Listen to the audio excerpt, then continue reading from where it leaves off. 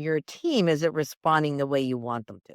The trust might not be there. They don't talk freely. People nod in the meeting and then have the real conversation afterward when you leave. It's your imprint.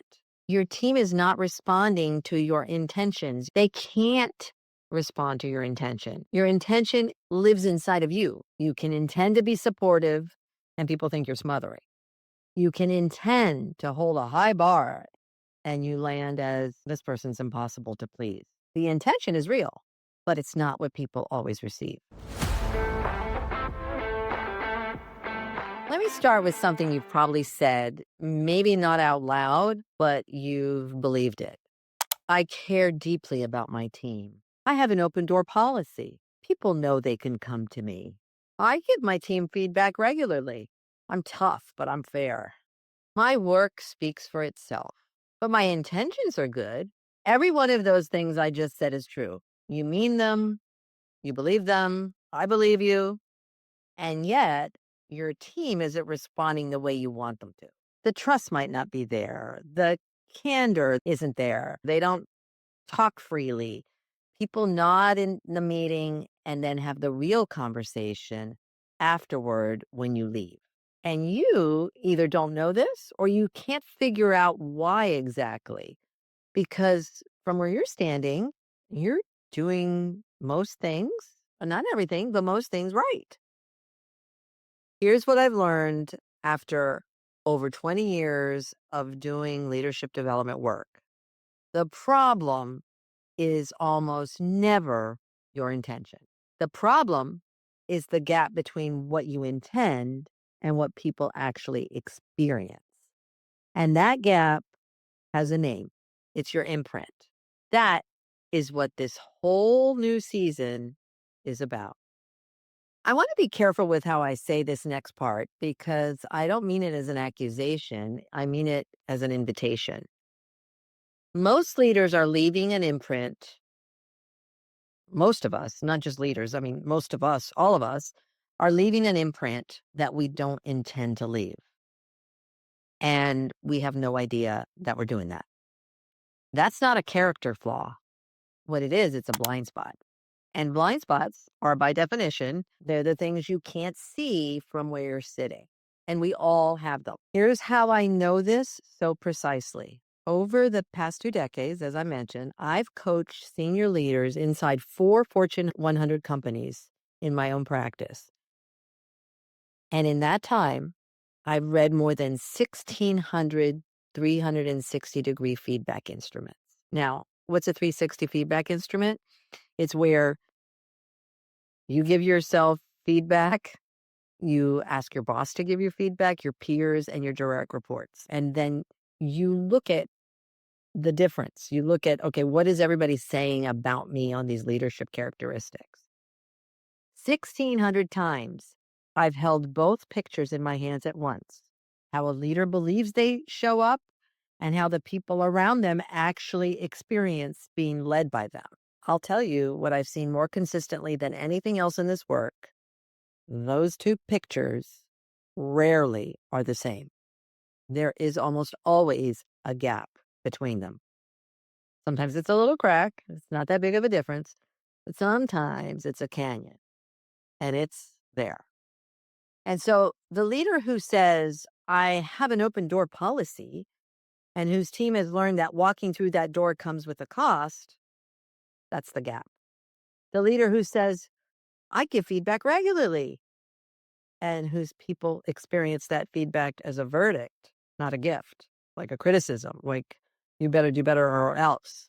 That's a gap. The leader who says, but my work speaks for itself, while the room reads their silence as, okay, we have no idea what this person is doing.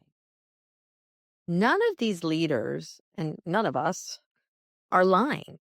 Every one of them is describing their intention, and they're describing their intention pretty accurately.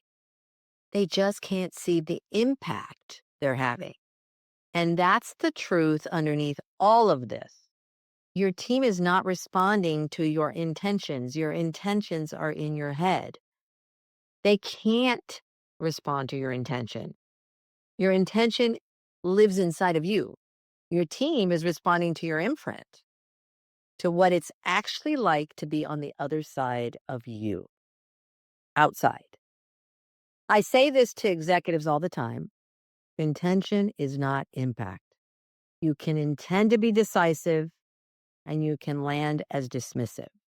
You can intend to be supportive and people think you're smothering. You can intend to hold a high bar and you land as this person's impossible to please. The intention is real, but it's not what people always receive. So let me define this properly because it's the spine of everything we're going to talk about this season. Your leadership imprint is the impression you leave on people, it's the perception they have of you, and the emotional and psychological residue of your presence. It's what people feel when you walk into a room and what they feel after you've left it. It's what they say about you when you're not there. And they're saying stuff about you when you're not there. Guaranteed, 100%, right? It's whether people walk away from you a little bigger or they walk away with feeling smaller, clearer, or more confused. And you're leaving this and you're leaving an imprint, whether you mean to or not. Right now, in every meeting, every one on one you have with someone, every interaction, every message you fire off at 9 o'clock at night, you're leaving an imprint. There's no neutral time. Presence is always there and it's always landing somehow, somewhere, whether you like it or not. Think of it like your signature.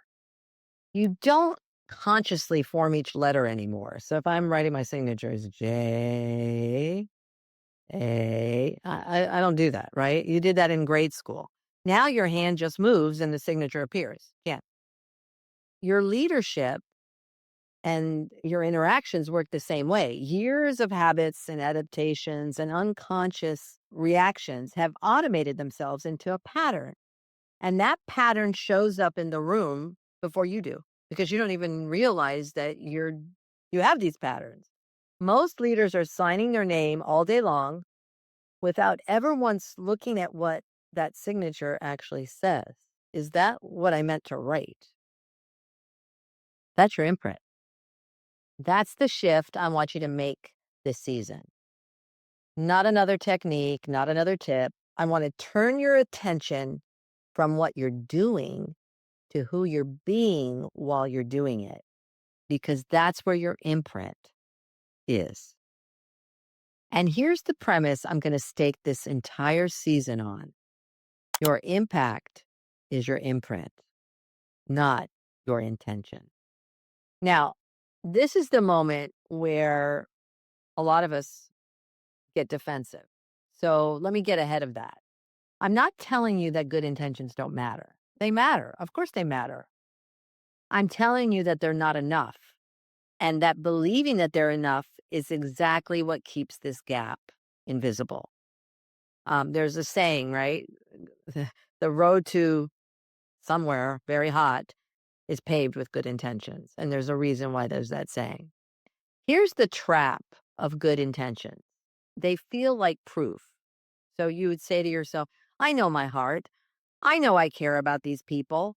So whatever's going wrong, it can't be coming from me because I have good intention. Well, your good intention becomes the alibi that lets you stop looking at how you're landing.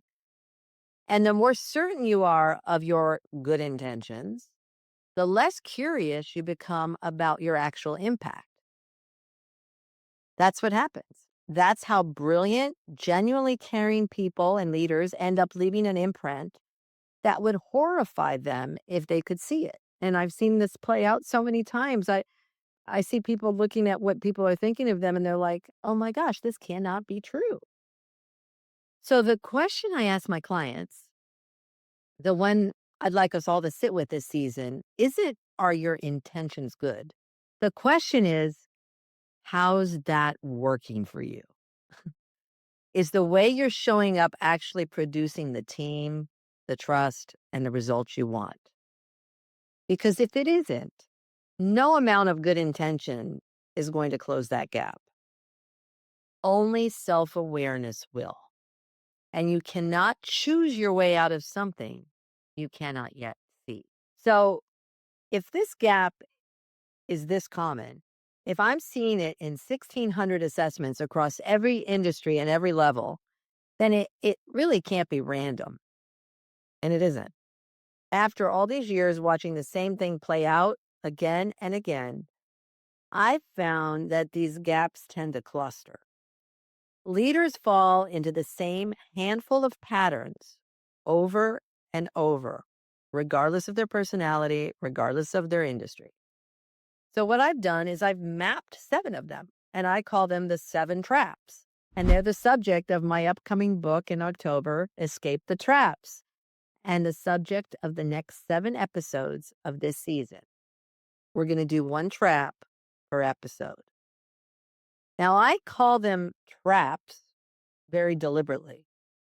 A trap isn't a weakness. You should have known better, right? You should have known better. You shouldn't have had that weakness. A trap is something that catches you while you're reaching for something good. Well, you have good intentions, but it grabs onto you. And that's exactly what makes these things so hard to see, because every one of them is masked as something noble, something that you're aspiring to do. The trap doesn't show up wearing a villain's face and saying, okay, I'm here to grab you. It shows up disguised as I'm being efficient. And it shows up as high standards, as decisiveness, as loyalty, as authenticity often. This is just who I am. The very thing that you're proud of is often the exact thing casting the shadow you cannot see. That's not a coincidence. That's the design of a trap. Your greatest strength, when it's slightly overused, and if it's running on autopilot, can become the very thing that's actually distorting your imprint. Okay, so here's the good news, because I don't want to leave you sitting in a problem. And I don't want you to be thinking, oh, wow, okay, this is not good. Because a trap is escapable. That's the whole point. Once you can see the pattern, name it, and catch it firing in real time, you can interrupt it. And the moment you can interrupt it, you can choose something different in that moment. That's the arc of this entire season. Not you're a bad leader. The arc is see the trap, escape the trap, and become the kind of leader who brings out the best in every room they walk into. The kind of leader that you aspire to be. That's what's on the other side of all of this work. Not a leader who learns how to manage their flaws. Well, I'm a flawed human being and I'm just managing myself. That's the excuse we give, and that's what we tell ourselves. I'm flawed, I'm human, I'm just managing my flaws. But we're aspiring to be a leader whose presence makes people bigger. That's an imprint worth building. So, before we go, here's your practice for this week, and we'll come back to this same rhythm in every single episode. I want you to pause, I want you to choose, and I want you to lead. First, pause. Before your 3 most important interactions this week, whether you're going to have a staff meeting, a one-on-one, a hard conversation, take 30 seconds and ask, what do I want it to be like on the other side of me right now? Then afterwards, after you've had the interaction, ask yourself this braver question. What do I think it was actually like being on the other side of me? Don't fix anything yet. Just start looking at the gap, because you'll notice a gap, what your intention was and what it was actually like. Awareness comes first. You've got to start observing yourself. So that's the pause. Second, choose. Go further. Ask one person you genuinely trust, what's one thing it's like to work with me that I probably can't see? Now, here's the problem with this. Most people don't tell you the truth because, hey, their livelihood depends on you. You sign their performance appraisals, you sign their check, really. So find somebody that will tell you the truth. That may not be even at work. It may be your spouse or significant other, but then that's a whole other can of worms, right? Just someone that will give you honest feedback. And then do the single hardest thing that you can do as a human, as a leader. Say thank you and don't explain. Don't get defensive. Just receive it as information. Don't explain why you do whatever it is. Receive it as information. This is how I'm being perceived, because truth is in the eye of the beholder, not you. And lead. Take one thing you noticed and carry it into next week. Not 10 things, just one. So one thing you noticed and change one thing for the following week. That's how imprints shift, one thing at a time. All right. So here's what I want to leave you with today. Just remember, you're leaving an imprint right now. We all are. It was shaped by good intentions and old adaptations, and it may not match what you believe about yourself at all. And the way you close that gap isn't another leadership tip. It's not another leadership class. It's the willingness to finally look at what people are actually experiencing when they're being led by you. Your impact is your imprint, not your intention. If this is making sense to you and it's landing and it's helpful, subscribe to the channel and follow the show wherever you listen, because this season is going to be powerful because it builds. Each episode uncovers one of the 7 traps and shows you how to escape it. And you don't want to walk in halfway through the season. Of course, they all stand alone, but you will probably recognize yourself in either all of them or definitely a few of them. The next episode, we start with the first trap, the one I see more than any other, and the one leaders defend the hardest. So this is the one that we are going to defend the heck out of. And it sounds like this. He leaned forward in his chair, lowered his voice, and told me what I have heard from hundreds of executives. It's not me, it's them. He said it the way people say things they have already decided. His team was disengaged. His peers were keeping their distance.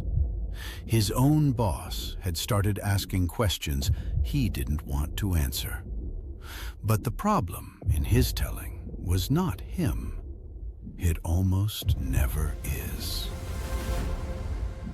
Trap 1. You cannot choose your way out of something you cannot yet see. It's not me, it's them. So when you have a team that keeps underperforming, the peer who's impossible to deal with, the boss who just doesn't get it, every explanation or all of these things point outward in one direction, except for one. And I'll tell you about a leader I worked with who was absolutely certain the problem was everyone else until the day he saw the one thing they all had in common. And the thing that they all had in common was him.